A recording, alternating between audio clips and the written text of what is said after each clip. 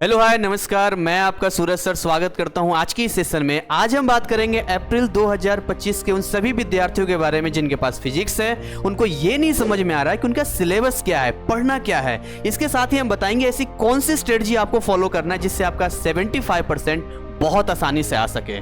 आप जानते हैं कि फिजिक्स में जितने चैप्टर्स हैं वो सारे चैप्टर्स अलग अलग न्यूमेरिकल्स थ्योरी बेस्ड होते हैं। तो आज की इस वीडियो में हम बात करेंगे कि कौन कौन सा चैप्टर इजी है, यानी कम टाइम में आप कवर कर पाएंगे, कौन से चैप्टर में ज़्यादा हमें न्यूमेरिकल्स की प्रैक्टिस करनी चाहिए, कौन से चैप्टर को बाद में करना चाहिए, और अगर आपके पास बहुत कम समय है तो ऐसे कौन से चैप्टर अगर हम उसको स्किप भी कर दे तब भी हम बहुत अच्छा परसेंटेज ला सकते हैं। तो आइए सबसे पहले हम आपको बताते हैं इसके सिलेबस के बारे में। यह है फिजिक्स का सिलेबस। आप सभी जानते हैं फिजिक्स के पूरे सिलेबस को यहां पे दो पार्ट में दिया गया है। पहला जो होता है वो टीएमए वाले चैप्टर्स होते हैं। इस पूरे टीएमए चैप्टर्स का जो वेटेज हम देखेंगे वो 40% होता है पूरे सिलेबस का।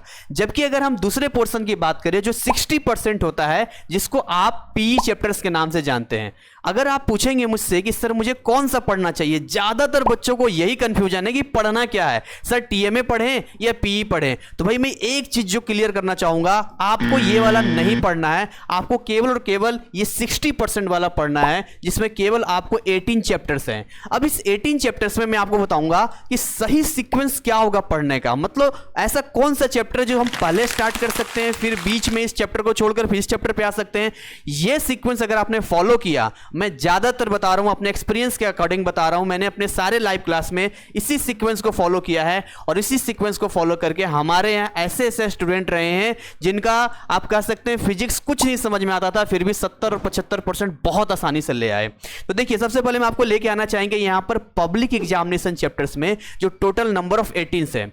स्टार्टिंग यहां पर हम करते हैं लॉज ऑफ मोशन का। Laws of motion and work energy, ये दो ऐसे चैप्टर्स हैं जिसके बिना फिजिक्स को नहीं पढ़ा जा सकता है। अगर आप चाहते हैं कि फिजिक्स में आपकी अंडरस्टैंडिंग हो, फिजिक्स आपको ज्यादा समझ में आए, तो इसके लिए इन दोनों चैप्टर पे बहुत अच्छा पकड़ होना चाहिए। और आपके लिए गुड न्यूज मैं आपको बता दूं कि हमारे YouTube पे इन दोनों ही चैप्टर्स के कंप्लीट लेक्चर्स अवेलेबल हैं जहां आप पढ़ सकते हैं।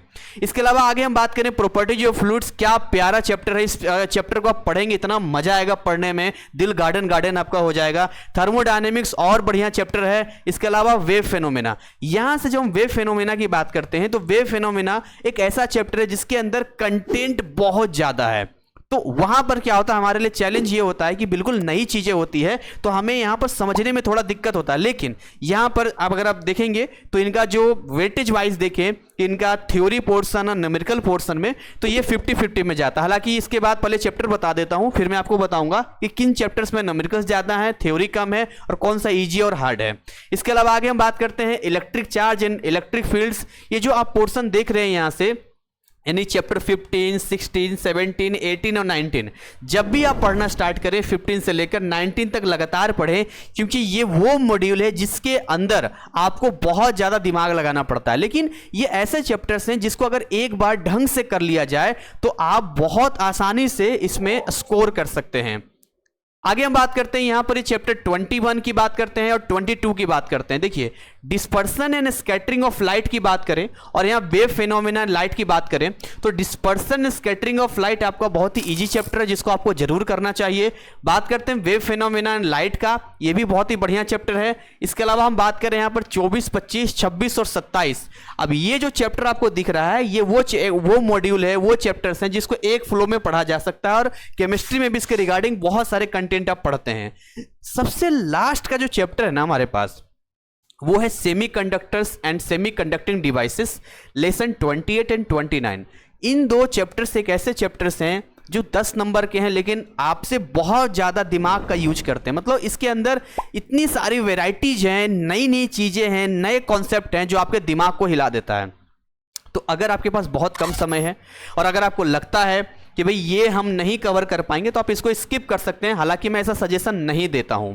अब आइए आपको बताते हैं वेटेज वाइज कौन कौन से चैप्टर हैं जो न्यूमेरिकल और उसके हिसाब पर है। देखिए, अगर मैं स्टार्टिंग से लेकर आऊं यहां पे तो laws of motion and work energy totally numerical based है और इसके लिए आपका बहुत ही बढ़िया मैथमेटिक्स होना चाहिए, मतलब बेसिक मैथमेटिक्स जो आपको स्ट्रॉन्ग तरीके से इनको न्यूमेरिकल सॉल्व करने में हेल्प करें।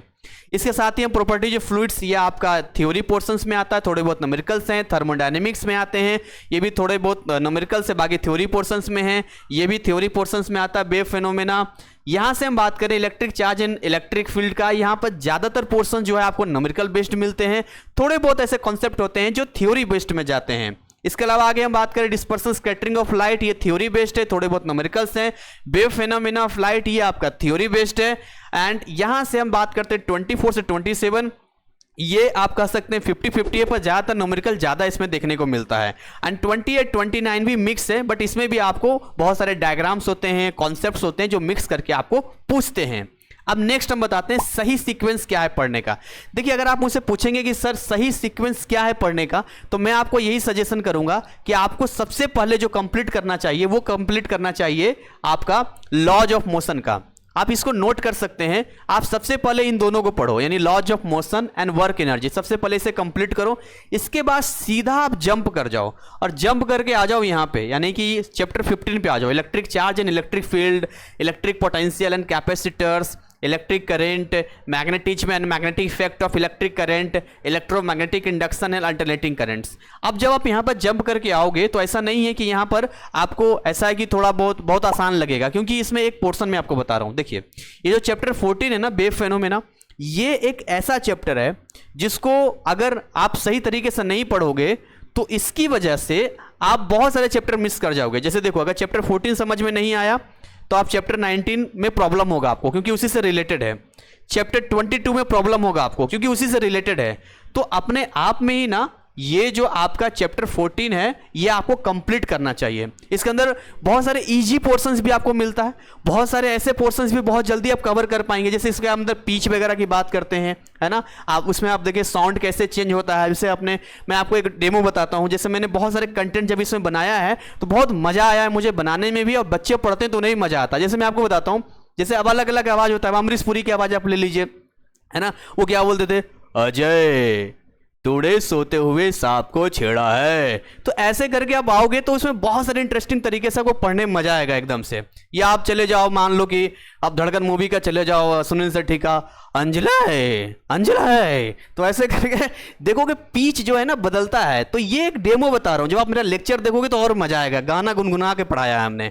और यहाँ पर देखोगे आप चैप्टर 18 का magnetism and magnetic effect of current का मजा आएगा पढ़ने में, उसमें हमने बहुत सारे कंटेंट दिया है। तो मैं ये कह रहा हूँ कि मैं आपको एक बता रहा हूँ कि अगर इसको सही तरीके से पढ़ा जाए, कि ऐसा टीचर जो आपको इंटरेस्ट डेवलप करे, तो फिजिक्स आपके लिए आसान हो जाता है। अब आइए आपको बताते हैं वो स्ट्रेटजी जिससे कि आप सही वे में 75% ला सकते हैं।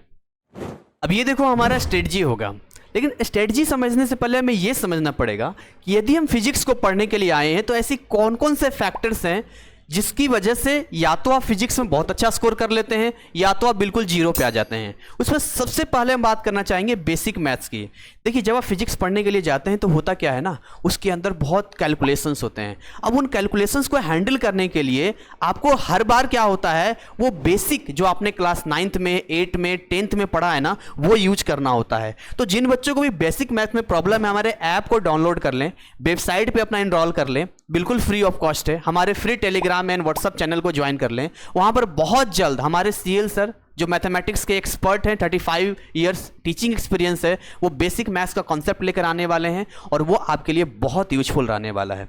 सेकंड थिंग हम बात करेंगे फिजिक्स के अंदर क्या होता है। अगर हम कॉन्सेप्ट्स की बात करते हैं, न्यूमेरिकल्स की बात करते हैं, कॉन्सेप्ट्स बहुत इंपॉर्टेंट है, क्योंकि जब आप किसी कॉन्सेप्ट्स को नहीं समझोगे ना तो वहां पर न्यूमेरिकल भी आपको सॉल्व नहीं होगा। अब बोले कॉन्सेप्ट मतलब क्या, मतलब फिजिक्स के अंदर ये मान के चलो कि अगर आप ये सोचते हो कि आप केवल थ्योरी में याद करके चले जाओगे, पास कर जाओगे, ऐसा नहीं होने वाला है। फिजिक्स के अंदर मैथमेटिक्स पूरी तरीके से है, जिसकी वजह से हमें उन कॉन्सेप्ट को साथ साथ में उसको अप्लाई भी करना होता है। यानी पूरी तरीके से ये एक एप्लीकेशन बेस्ड सब्जेक्ट है जिसमें आपको पूरा का पूरा दिमाग खर्च करना होता है और एक बार में किसी को भी फिजिक्स समझ में उस तरीके से नहीं आता है जैसा आप एक्सपेक्ट करते हैं। लेकिन हमारे कोर्सेस में बच्चे बोलते हैं कि सर हमने जब आपका पढ़ा तो मुझे वन टाइम में ही समझ में आ गया। रीजन, क्योंकि हम हमेशा बेसिक को लेकर चलते हैं, इंटरेस्टिंग बनाते हैं ताकि आपके दिमाग में वो चीज़ें एकदम आसान हो जाए। बोले तो मैं सीधी भाषा में बोलूँ, मैं चाहता हूं फिजिक्स से आपको प्यार हो जाए। अब आदमी जिस चीज से प्यार करता है उसमें इरिटेट नहीं होता है, तो प्यार तब होगा जब चीजें आपको समझ में आएगी। और वो चीज़ें हम आपको क्लियर करवाते हैं। फॉर्मूला प्रैक्टिस बहुत ज़रूरी है, क्योंकि देखिए अगर आप बात करते हैं फिजिक्स में कि आप बहुत अच्छा न्यूमेरिकल सॉल्व कर रहे हैं, कॉन्सेप्ट भी क्लियर है, बट अगर आपको सॉल्व करने के लिए दे दिया जाए तो क्या आपको फॉर्मूला याद है? क्योंकि बिना फॉर्मूला के तो आप कुछ कर ही नहीं पाएंगे। तो एक सही वे में फॉर्मूला की प्रैक्टिस होना बहुत जरूरी है, क्योंकि यहाँ हर चैप्टर में आपको फॉर्मूला मिलेगा। ये बाकी चैप्टर सब्जेक्ट की तरह नहीं है कि कुछ थ्योरी में भी काम हो जाएगा। तो इस बात का विशेष ध्यान रखना है कि जब तक आपका एग्जाम नहीं हो जाता है तब तक हफ्ते में एक दिन, 15 दिन पे एक दिन, एक महीना में एक दिन, जैसे भी आपको लगे फॉर्मूला प्रैक्टिस होना चाहिए। और इस तरीके से होना चाहिए कि कहीं से भी कोई भी फॉर्मूला पूछे आप बहुत आसानी से जवाब दे सकते हैं। And last but not least, revision.